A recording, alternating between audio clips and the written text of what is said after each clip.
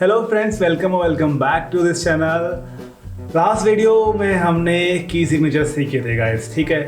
और अगर आपने वो वीडियो देखा नहीं है तो आप पहले वो वीडियो देख लीजिए और फिर से इस वीडियो में आइए, ठीक है। हम म्यूज़िक थ्योरी सीख रहे हैं यहाँ पे और आज हम सीखने वाले हैं सर्कल ऑफ फिफ्थ, ठीक है। इसको सर्कल ऑफ फोर्थ भी कहा जाता है। सर्कल ऑफ फोर्थ क्यों कहा जाता है अब आपको यहाँ पे समझ में आएगा, ठीक है।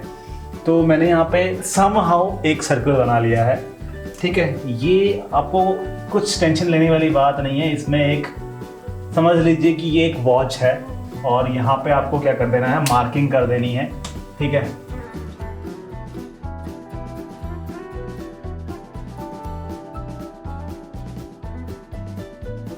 ओके, सो इस तरीके से आपने अपनी वॉच बना ली है, ठीक है। तो आपको ये याद रखना है, सबसे पहले यहां आता है सी।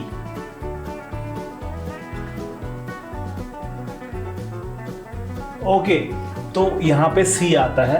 अब आपने लास्ट अगर आपको वीडियो देखा है आपने और की सिग्नेचर्स याद है तो वहां हमने क्या किया था, फर्स्ट सी था, यहां से हमने फिफ्थ नोट लिया था, ठीक है। फिफ्थ नोट क्या था हमारा, जी। ओके, इसीलिए इसको सर्कल ऑफ फिफ्थ कहते हैं, because C to G is perfect fifth का इसका इंटरवल रहेगा। देन F2 परफेक्ट फिफ्थ हम काउंट करेंगे तो यहां पे आता है D। तो हमने ऐसे ही किया था ना, एक बार आप अपनी नोटबुक वापस निकालिए और इसको यहां पे आप फिल कीजिए, ठीक है। D, उसके बाद आता है A, ठीक है। यहां पे आता है E, ओके। उसके बाद यहां पे आता है B, यहां आता है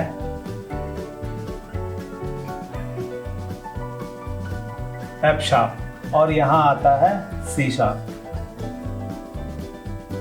ठीक है। तो ये हमने यहां तक ही हमने कैलकुलेट किए थे, ओके। सी शार्प के बाद अगर आप परफेक्ट फिफ्थ काउंट करेंगे तो यहां भी कुछ आएगा, देन परफेक्ट फिफ्थ। तो आप ये देख सकते हैं कि आप अगर इस डायरेक्शन में आ रहे हैं, क्लॉकवाइज डायरेक्शन, तो this circle is called circle of fifth, ठीक है। लेकिन हमने लास्ट लेसन में क्या किया था, फ्लैट्स भी तो सीखे थे ना। तो फ्लैट के लिए हम क्या करेंगे, यहां से इस डायरेक्शन में आएंगे, एंटी क्लॉकवाइज। तो फ्लैट हमने कैसे कैलकुलेट किए थे, फ्लैट हमने परफेक्ट फिफ्थ के इंटरवल पे नहीं किए थे, परफेक्ट फोर्थ के इंटरवल पे किए थे, राइट। तो यहाँ हम अगर इसको ऐसे काउंट करेंगे तो ये फोर्थ रहेगा। तो इसके लिए इसको circle of fifth and circle of fourth भी कहा जाता है। तो अगर आप इस साइड से ऐसे आ रहे हैं, मतलब क्लॉकवाइज आ रहे हैं, तो ये सर्कल ऑफ फिफ्थ रहेगा और आप इस डायरेक्शन में आ रहे हैं तो ये रहेगा सर्कल ऑफ फोर्थ, ठीक है। तो यहां से हम देखेंगे सी से हमने फोर्थ, अगर हम आएंगे फोर्थ इंटरवल तो नेक्स्ट हमारा रहता है F, ठीक है। उसके बाद हमारा आता है, जस्ट आप आपकी नोटबुक ले लीजिए, जो आपने लास्ट लेसन लिखा होगा वो आप देखिए,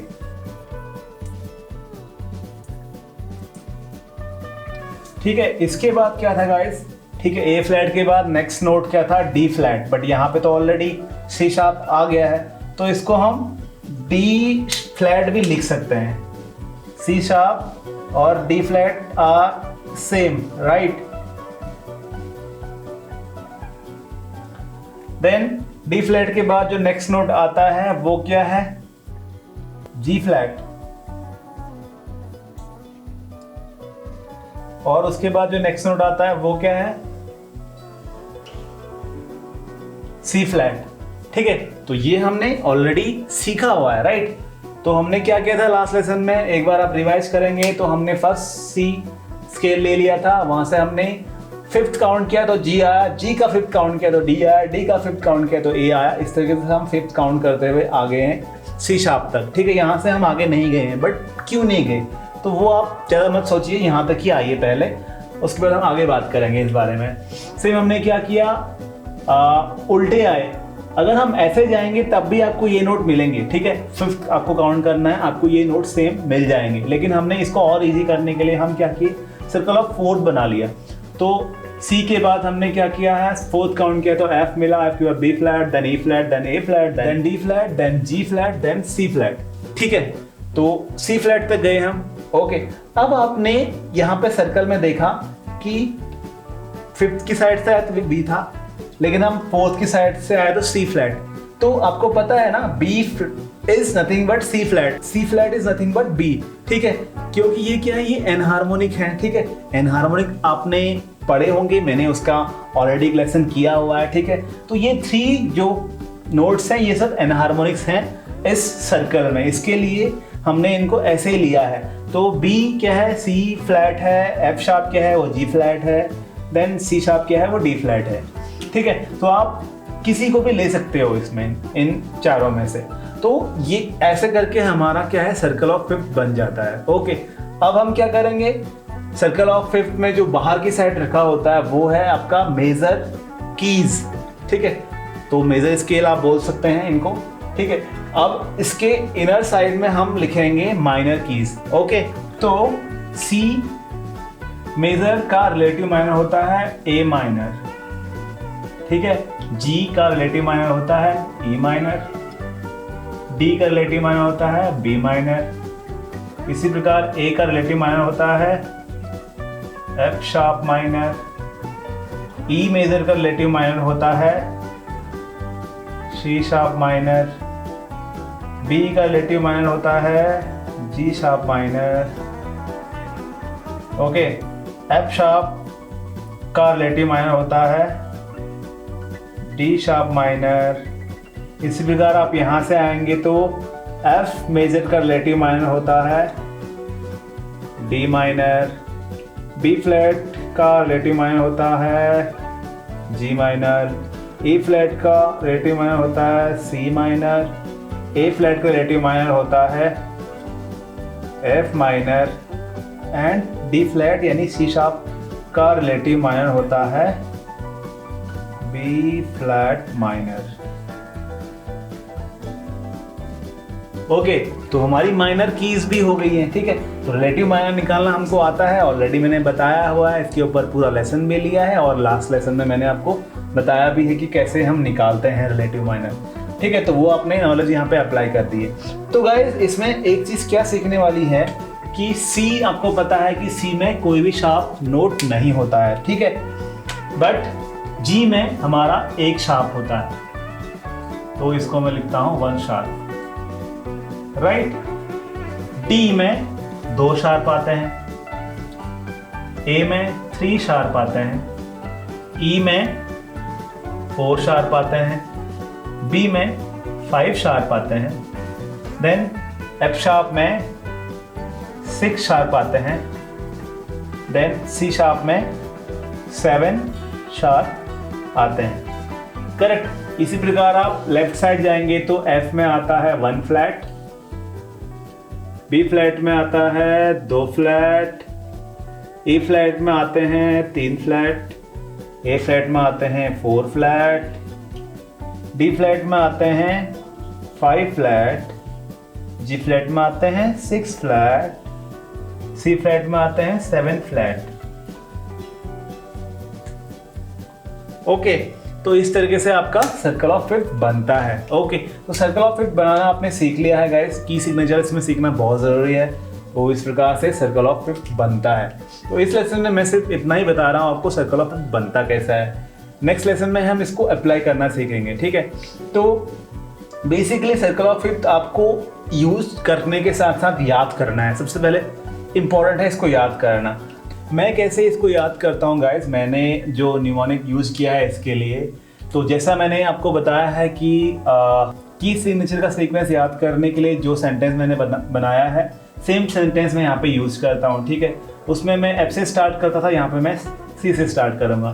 तो children gets diabetes after eating burger, ठीक है। तो ऐसे मैंने ये याद कर लिया है। तो आधा तो मेरा कंप्लीट हो गया है। अब बाकी रही इधर की बात, तो मैं कैसे याद करता हूँ। कैप्टन फाइंड्स बी, ठीक है, BEAD गो, ठीक है, कैप्टन फाइंड बीट गो। तो ऐसे मैं यहाँ पे याद कर लेता हूँ इसको। तो आप अपना इजी वे इसको याद करने का बना सकते हैं। एक और तरीका है, आप क्या कर सकते हैं, C का लोकेशन आपको याद करना है। C इज हियर ओनली, ठीक है, 12 o'clock पे C रहेगा, वो कुछ नहीं है। उसके बाद आप ऐसे भी याद कर सकते हैं इसको, C के बाद एक छोड़ना है D के बाद एक छोड़ना है E, ठीक है, E के बाद एक छोड़ना है F, बट F नहीं होगा, F शार्प होगा। ओके, तो आपका यहाँ पे कंप्लीट हो गया। यहाँ पे F शार्प आएगा, सेम आपको यहाँ भी लिख लेना है F, ठीक है। तो F यहाँ हो गया है। अब एक छोड़ना है, ऑलरेडी C छूटा हुआ है, G, देन एक छोड़ना है A, देन एक छोड़ना है B, ठीक है। तो आपका हाफ से ज्यादा पोर्शन ऑलरेडी हो चुका है। रही बात इनकी, तो ये क्या हो गया, BEAD, तो बीड, ठीक है, आधा आपने ऐसे कवर कर लिया है। रिमेनिंग आपने बीड, एक जो कॉमन वर्ड है म्यूजिक में, स्पेशली गिटारिस्ट बहुत यूज करते हैं इस वर्ड को, BEAD, तो वो आपने याद कर लिया। इस प्रकार से आपका सर्कल ऑफ फिफ्थ बहुत आसानी से बन जाएगा, ठीक है। वंस अगेन रिपीट करता हूँ, C आपको याद रखना है, देन एक छोड़ना है D, एक छोड़ना है E, एक छोड़ना है F शार्प, ठीक है। तो F शार्प यहाँ पे आपको याद रखना पड़ेगा, this is not F because F already यहाँ पे है, तो ये F शार्प रहेगा। फिर आपको याद रखना है कि जो हमारा 11 o'clock पोजिशन है वहाँ पे F रहेगा। F के बाद एक छोड़ना है, ऑलरेडी छूटा हुआ है, C है, देन G के बाद एक छोड़ना है A के बाद एक छोड़ना है B, ठीक है। तो इतना हो गया। जो रिमेनिंग 4 बच गए हैं उसको आपको शब्द याद रख लेना है, एक वर्ड याद रख लेना है, वो है BEAD, तो बीट। इस तरीके से आप याद कर सकते हैं। तो गाइस, सर्कल ऑफ फिफ्थ आपने आप सीख लिया है कैसे बनाते हैं इसको। इसका यूज़ कैसे करना है वो हम फर्दर वीडियोस में सीखेंगे। मैं सर्कल ऑफ फिफ्थ के यूज़ को डिफरेंट पार्ट्स में डिवाइड करके सिखाने वाला हूँ, बिकॉज एक ही अगर वीडियो में बनाऊंगा तो बहुत लंबी वीडियो हो जाएगी, बिकॉज सर्कल ऑफ फिफ्थ बहुत इंपॉर्टेंट है। बहुत सारे यूज़ हैं इस सर्कल ऑफ फिफ्थ के, ठीक है फ्रेंड्स। तो thank you so much for watching this video, will see you soon in next video. तब तक आप सर्कल ऑफ फिफ्थ याद कर लीजिए और इसका हम एप्लीकेशन नेक्स्ट वीडियो में सीखेंगे। तो friends, all the best, music theory सीखते रहिए। हम फिर से मिलते हैं, बाय बाय।